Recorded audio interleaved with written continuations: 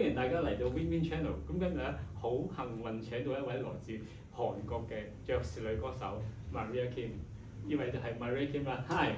Hi. Maria. So say hi to the audience and introducing yourself. Hi everyone. I'm from Seoul, South Korea. I'm jazz pianist and vocalist Maria Kim. Nice to meet you. I know you have a concert tomorrow night. Yeah. So it's the first time you play in Hong Kong. Yeah. This is my first performance in Hong Kong, and I'm going to have a concert as a guest singer tonight with the TOPP Quartet, and tomorrow I'm going to have a concert with my own trio. So can you describe the concert you will play tomorrow night? It's the latest album, so you mainly play these album songs, album titles, and then the other songs. Do you want to describe to the audience? Yeah, so this is the first time I'm saying hi to the Hong Kong audience. So I just had this set list full of the songs from my previous albums. So I have like song list from like different albums. Okay. So this is second time to Hong Kong. So when were your first time in Hong Kong? Oh, when I was like 8 years old. 8 years. So it was like a long time ago. So how do you feel at that moment? It's very calm here. There's so many high and tall buildings. I know, so I came with my family, and I remember I was just walking down the street with my mom, and it was like really hot.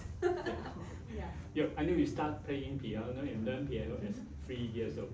So at that moment, you have an ambition to be a singer or to be a pianist. So like when I was 3 years old, like my mom lost me at the bank. She was looking for me everywhere, and she found me at the piano studio. So I was just playing the piano. Like of course I was too young, so I wasn't really playing. I was just like slamming down the piano, and then she thought I was liking playing the piano. So that's how I started like learning piano, like classical music in the beginning.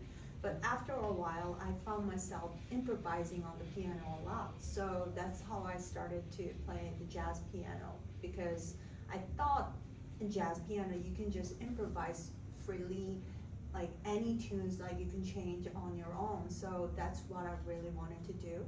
So I started learning jazz piano from middle school. So in what age you changed the line to jazz? Yeah, I think it was like when I turned 16. So I fell in love with jazz. Yeah. So who's the most important person to lead you to the jazz field? So like back then, like I just wanted to improvise so badly. So I was just listening to all this jazz records, and then I found this record of Anita O'Day with Oscar Peterson Trio. Anita sings the most. So I listened to the record, and then it sounded like everyone was like playing so freely, and I was like, what is this? Like, how do I do this? And I found out that it was just swing, and it was the improvisation, it was jazz. So I wanted to just play the music like them. So that's how I started learning jazz. Okay, in 2015 you have your debut album, This Sentimental Friends. Yeah. How came this chance to have the debut album? So those sentimental things, like when I released that in 2015, I just turned 30 years old, Korean age. So I mean, when you turn 30, you're not that young anymore. And then I needed more time than other players to kind of master my instruments, because I was singing and playing the piano at the same time. So I needed more time to practice.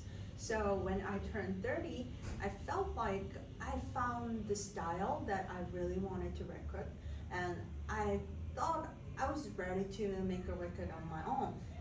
But when I listen to it now, like I'm like, oh, I could have done this, I could have done that, but like at the moment, like I think I did my best, and then I just did the best I could, and yeah, I composed, I arranged, and I played the piano, saying like everything all at once, because it was like my first record, so I was very ambitious. So I just try to show everything to the audience, like, or listeners who will listen to my record for the first time. So yeah, I felt like I was ready to make it. Yeah. Okay. Certainly, I want to ask you start learning the classical piano first, and then you change the line to jazz piano. So how do you feel the difference when you're playing the the piano when you're on stage or recording? So when I started playing the jazz piano, like it has like very wide range and you don't have to breathe. So when you improvise in the beginning, like you tend to play too much. So in jazz piano, like it's not about like how wonderful you play, or it's not about like how like technical you are. It's more like a keep yourself calm on stage, and you have to really focus on yourself. Like, you know, you have to aware like what you're doing at the moment. But it's really difficult because everyone's watching you playing, or like you have like very bright light, or you have like all this different sound from different instrumental players. Like you have drums, you have bass. Like you have to really listen to yourself. And I think that's the most difficult thing in jazz. Just try to focus no matter what happens near you. You just have to be yourself. But it's more like a mental thing, you know, rather than like physical practice. So I think like I've been playing with many different musicians, and I've been playing many different venues, like, and I think that was the biggest practice for me. So do you think that when you start learning the classical piano when you are very young, so is it a good learning and good technique for you to handling all the jazz playing? Yeah, I think like in the beginning, any instrument, when you're starting to doing it, like you have to practice some parts that you don't want to do. Yeah. So you just sit down on the instrument and you have to keep repeating yourself doing like do, re, you know? So it's not fun. But I just did that when I was 3 years old, and I don't remember. So all the hard part, it just passed very early, which I don't remember. Yeah, okay. So I think that's the good part, like I don't remember the hard one. Okay. In 2017, you have the album called I'm Old Fashioned. Yeah, you collaborate with a Korean pianist. It's called Wong Cho. Yeah. How can this collaboration start? So Yoon Sung, like he went to the same school as I did in Boston, but he went like way before, you know. So I heard about him a lot because he's one of the most famous jazz pianists in Korea. And then I just knew him naturally, and then I listened to his music a lot. But then there was one time that he had his concert at the museum, and he called me for the guest singer. So I was like, yeah, like I just collaborated with him. Like, of course I loved his playing, but then like I didn't even imagine that he would like playing with me. And then after the gig, he called me again and again and again, and then it became the regular thing. I was like, I don't know why you're calling me, because back then, like, I didn't really have much career in Korea, so he didn't really know me. And then he just kept calling me for his gigs, and then eventually he asked me like, oh, why don't we have a record together? Yeah, I was like, he loves your voice. yeah. And then I asked him like, how much is it? And he said, free of charge, because I want to. And I was like very happy, because like that was like the first collaboration that other musicians suggested first. So I learned a lot from playing with them. And then when we were doing the concert together, like he and I just sat next to each other, and we were just doing the like 4 hands piano together. Yeah, So yeah, it was really fun, like learning a lot. So are you in the same school in Boston, the Berkeley? Yeah, Berkeley and the NEC, but then he went like way before that I went. Yeah. So how long you learning in Berkeley? How many years? So Berkeley, I went from 2006 to 8, so for 2 years. And then after that, I went to the school right next to it called New England Conservatory, which is school in Boston as well. So I went there 2010 to 12 for 2 years. Yeah. What the subject you learned there? Jazz studies. Including singing and playing the piano. Yes. Okay. So in 2021, you have this album called With Strings. Yeah, Dream of You. It's the first time you play with a string quartet. Yes. So is it easy or not? Because you play piano before on your own, and then we collaborate with the string quartet. It's different, is it? Yeah, I mean, like, My long-time wish is to have a orchestra, but of course you can do it every day. So like what I'm trying to do is like just doing the little units of like different musicians. So I did this like duo with piano or the singer, or I have like trio, quartet, or sometimes with the strings and with the horn players. So like after a while, I'm gonna just sum up and make an orchestra, but I'm like trying to show it like piece by piece. So like with the strings, it was really great because it was during the COVID time. So like a whole jazz band and also the string quartet and string orchestra people, like we are all busy. So we never have time to do the practice together or collaborate together. But during the COVID, no one had any work. So we had an opportunity to do the online concert. And we just didn't have any work. So we just practiced like so many times. And then it became something that we could call like done deal. So it was like, why don't we just record it? Because we're ready. Because we did so many practice sessions together. Okay. So, yeah. That's good. So this is the latest album. It's called Misty Blue. So this Misty Blue is the song from it's a song from Brenda Lee. Is it? I don't know about that version, but it's a composition of Bob Montgomery, which is like a blues musician. So this tune was sung and recorded by many blues musicians. So I listened to the version of Sade. Yeah, I mean, Sade, yeah. not a jazz musician, but I love her voice. Okay. It also have a song I like this one. It's Some Cats Know. Yeah. Yeah. Some Cats Know is a song from Peggy Lee. Yeah. It's very famous. Yeah. So why you select these songs? I mean, this whole album, it's filled with the songs that have blues, and also it had like swing.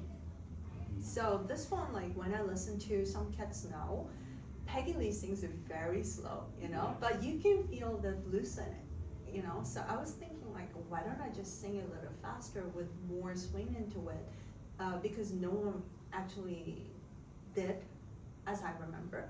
So like, I mean, when I try to arrange those tunes, I try to pick that aspect that I really like, and I just start from there. Like, so that tune I really love, that tune has lots of blues in it, in the melody, and I was just starting from there, like blues, like why don't I just add more swing into it, and then I was just asking my drummer to play more cymbals, more snare drums. So that one, I think like when you listen to the Peggy Lee's version, it might sound very different. Yeah.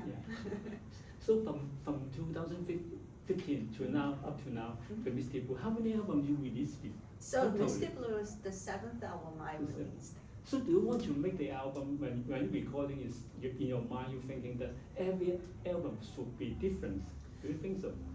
So it has influences from the musicians I'm playing at the moment. So at this moment, like it got released after COVID. Like it's the first record that I released after COVID. And then during the COVID time, like I was just communicating a lot online with all these musicians from different world, you know.